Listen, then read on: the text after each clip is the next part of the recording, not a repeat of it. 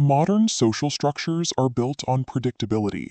They prioritize agreeable behavior and create systems that reward those who remain harmless and easy to manage. This environment sustains a quiet lie.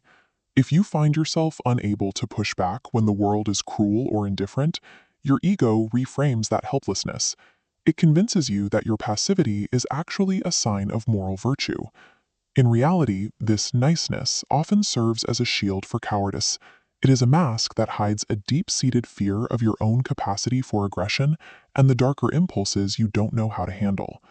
Remaining soft provides no genuine security.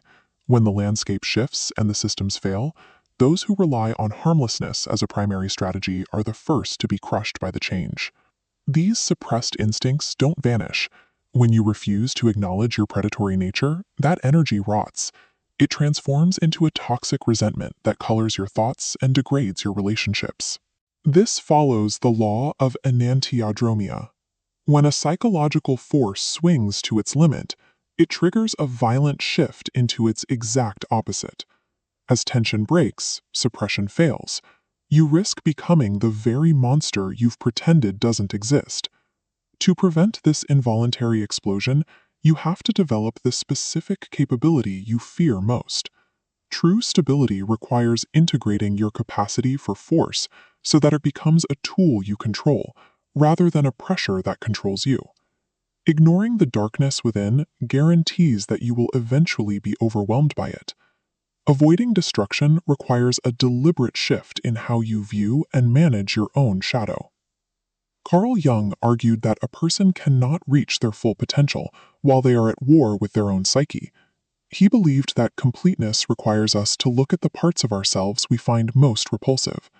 He used a stark biological metaphor. No tree can grow to heaven unless its roots reach down to hell. In practice, this means you must consciously invite the adversary into the room. You have to sit with your capacity for cruelty, manipulation, and dominance to understand how these forces operate within you.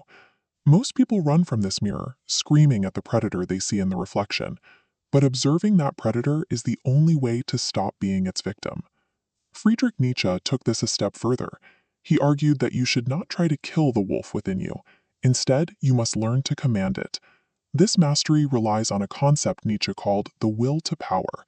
While this is often misinterpreted as a desire to dominate others, Nietzsche's focus was elsewhere. The will to power is the drive to master the self. It is a refusal to be a victim of your own biological impulses or the circumstances of your life. By combining Jung's awareness with Nietzsche's self-command, you stop being a passive observer of your own life. You harness the predator's energy and transform into the leader of the pack. This transition is painful. It requires the death of the good person persona you have projected. You have to let that version of yourself burn away to find what lies beneath. This mirrors the formation of a diamond. Carbon only transforms into its hardest state under agonizing pressure. A cold, unrelenting force rearranges the atoms into a structure that can cut through steel. Your soul responds to pressure in a similar way. If you remain soft, the friction of existence wears you down.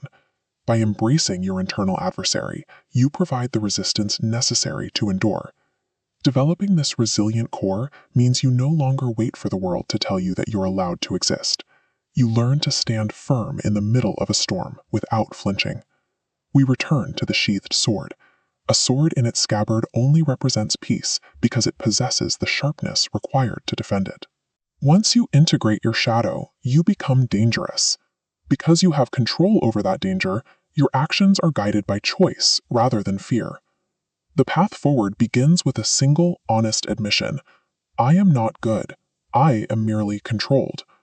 Once you take back that control, the darkness you once feared becomes your fuel. You stop being a leaf blown by the wind. You become the source of your direction. True freedom is found when you examine the parts of yourself you were taught to ignore. By mastering your depths, you gain the ability